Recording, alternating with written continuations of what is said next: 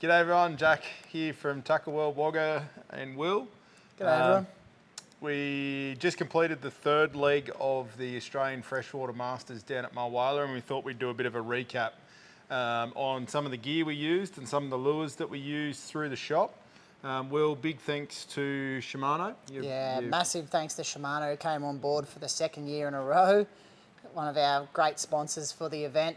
They've helped us out in getting gear, quality gear into the tournament and amazing prizes at each leg. Yeah, we sort of gobsmacked at some of the prizes that were handed over to participants.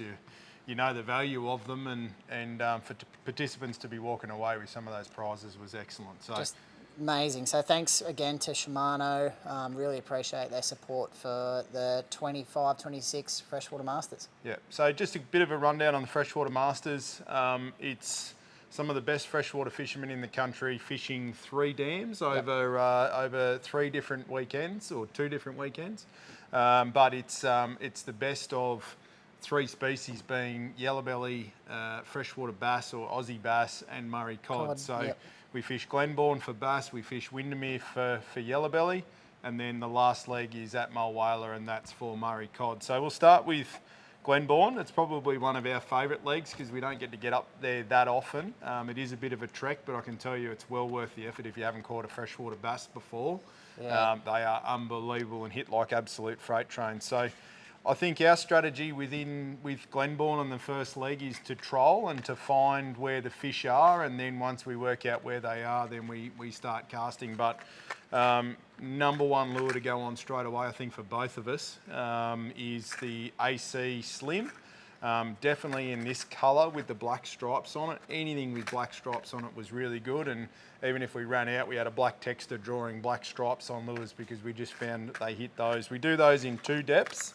And trolling those at that 2 to 2.5 kilometres an hour, was really successful. Our team, we had our bag by 9:30 of 10 fish, which was unbelievable. Then we could chase upgrade. So they were a good couple of lures. The Red Undies Vipo is a staple. Once you found where the fish were sitting, then throw that on, start casting at them, and with live scope technology these days, you could see how the fish react to certain lures, and definitely the Red Undies Viper, so that's a lipless crank, that was turning them on. What have you got there? Another Red Undies one, just a chatterbait, a little bit smaller. For me, it was just finding them in the right depth, and trawling could help me with that, especially with the Australian Crafted. We know exactly what depth they're roughly getting to, just with some of our trout trawling experience. Then you come past the point, get smoked on the point, happy to come back, pull up, spot lock, cast at it. I love the chatterbait, gets a good reaction bite, good quality, stinger on there, good fun on light gear. And we're talking, max 15 pound. I was fishing 10 to 12 pound that whole time. Got bricked a couple of times on good fish, so probably could bump up to 15, but yeah, good fun. Yeah, no worries. We'll move on to Windamere. Obviously yellowbelly, the staple lure there is the gulp in the black grub, the 3.5-inch black grub. That should be in everyone's tackle box. If you're not fishing for yellowbelly with grubs, you're missing out. You can play around with them. What we did, we were running spin right, coloured jig heads, and the Red Undies have them all pre-rigged as well. Super easy to use, tie on and away you go. Yep, so the Red Undies black grub, anything black grub in that 3.5 ounce. We actually found with the yellowbelly, the first day we fished a lot of the timber and the standing trees. We were finding fish holding on those, but those fish wouldn't bite. Will got an absolute stonker of a yellowbelly.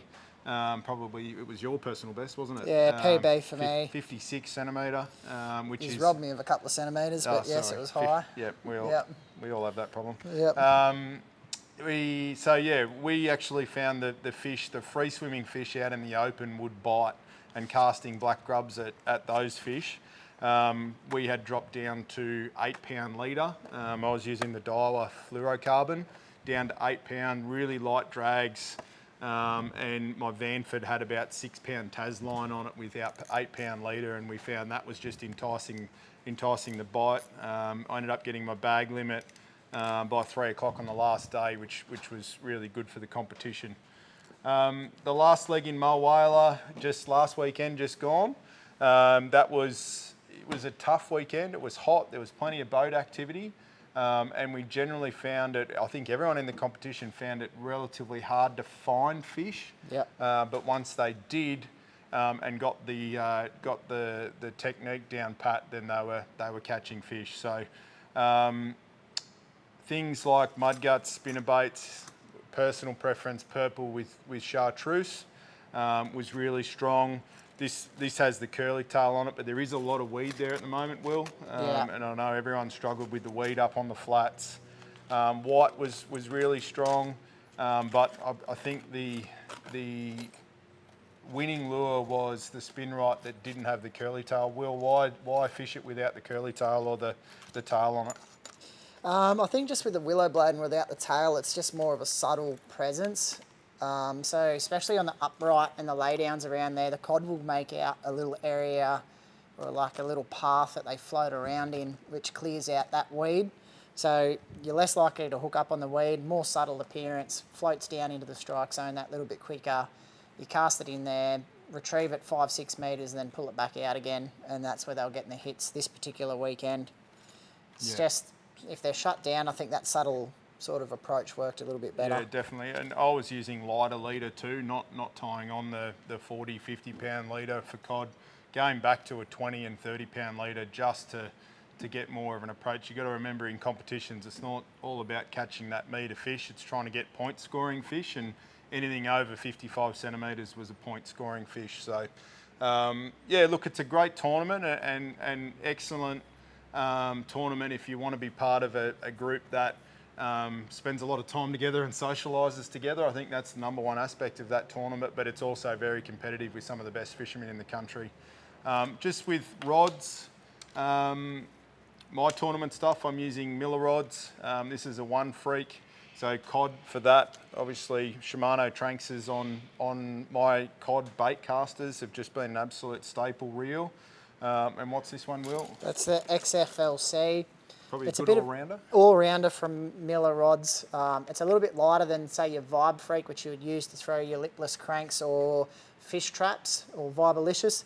This has been really good to throw, say, that 7 to 9 gram jig head with the little black grub on it and get sort of more of that little shake and bake technique, but on a lighter aspect. So great all-rounder. Used it for the bass, used it for yellowbelly in this tournament, but it's light enough to use for trout too. Yeah, I had the Vibe Freak. I found it probably a little bit too heavy. And I've got a Grub Freak, which I was using in the yellowbelly leg, which was a beautiful little rod, but on the lighter stage. I didn't have one of these, and this is going into my arsenal because I do want that all-rounder that can do everything. On that, I'd probably put a Vanford 2000. Yeah, again, Jack used 6 to 8 pound line there, perfect. This is 2500. I've got that on a Vibe Freak. Yeah, great selection of reels. Yep. So yeah, with the Freshwater Masters, just to recap, we both had a reasonable tournament, but we want to make a special shout out to dual masterclass attendee Mika from Aura and his partner Hayden. They had a blinder of a tournament, Yeah, it did really well. and it just shows spending time on the water, learning how the fishery fishes. They had a really good, strong leg at Mulwala, which brought them home, and they finished in 6th place. And to shop regulars and I suppose Tackle World ambassadors, Yep. Scotty and Abby had a really strong tournament, finishing in 5th. Yeah, both brained it. Yeah, Yep. fished really well. Josh Kopp and his partner won the tournament. Josh is an exceptional fisherman, and jump on and see his content on YouTube. That bloke's got gills. He knows how to catch fish, and he had a really great score that saw him take home the title. So it was an excellent competition to fish in. This was just a snapshot of some of the gear that we used and the staples that sort of live in our tackle boxes. Tournament stuff is something that we want to do more of, but also be doing more videos to show the gear that we're using in the shop. And look, 90% of it is local, especially lures. We want to fish the local lures and show how well they perform. So mud guts, red undies, they're all local staples on our shelves, and fly out the door, Australian crafted. Come in and have a chat. If you want to go up and learn how to fish Glenbawn, and you want some tips on that, come in and see us. We can point you in the right direction and give you the lures to go and chase. Thanks, everyone.